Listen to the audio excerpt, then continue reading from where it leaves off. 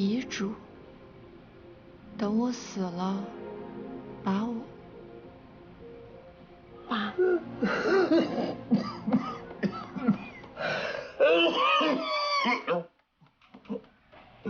没事了，没事了，没事了。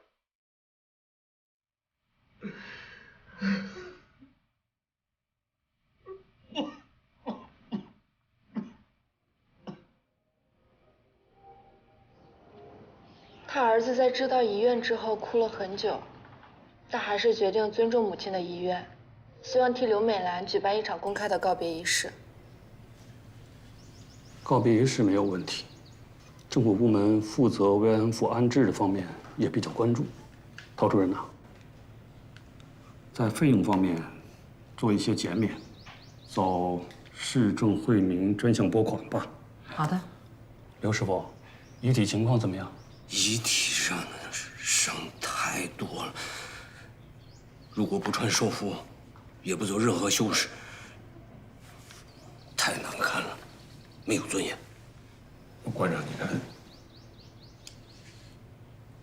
这样，遗体的面部还是要做一些修饰，不求完美，但尽量的柔和一些。身体上的伤嘛，保持原样就好。寿服呢，还是穿，除了伤口以外，尽量避免不必要的裸露。在尊重逝者的遗愿和照顾祭奠人的心情方面，我们找一个平衡点。告别仪式，务必给予往生者应有的体面与尊严。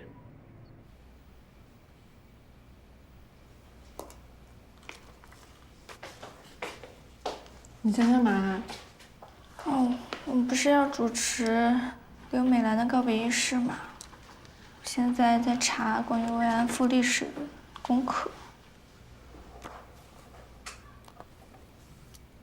这也是他吗？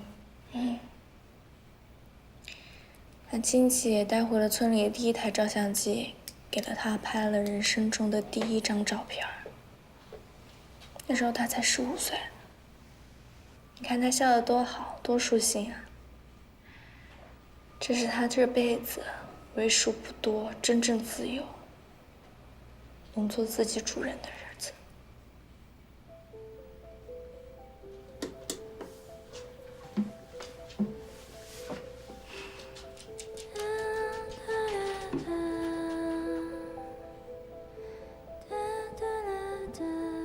等我死了，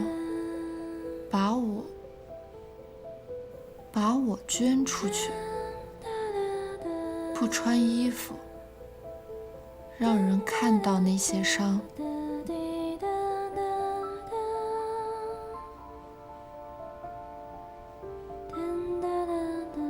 忍了一辈子，不想再忍了。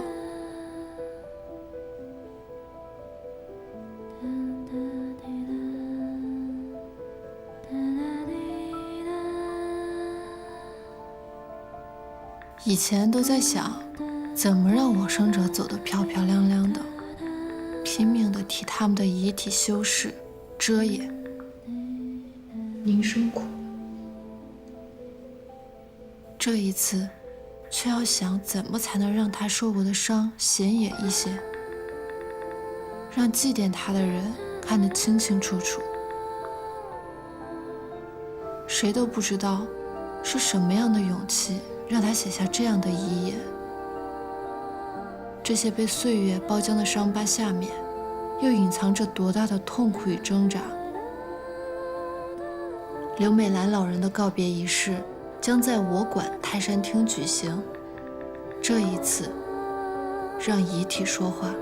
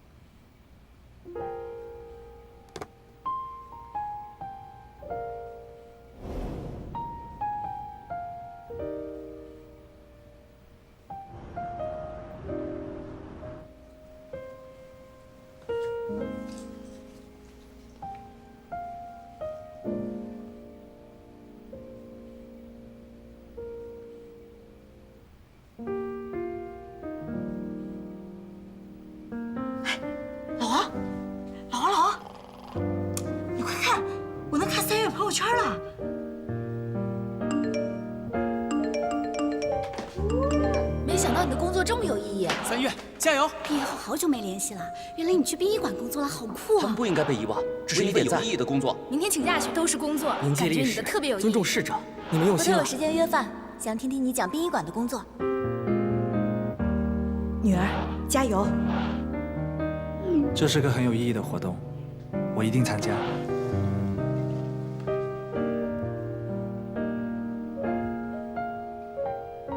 所以，裸露的伤疤不一定是羞耻的证明，也可能是勇气的勋章。爱我的人并不会因此而讨厌我。至于那些不了解我的人，你去殡仪馆工作了？对啊，好想拉黑你啊！也没有资格对我指手画脚。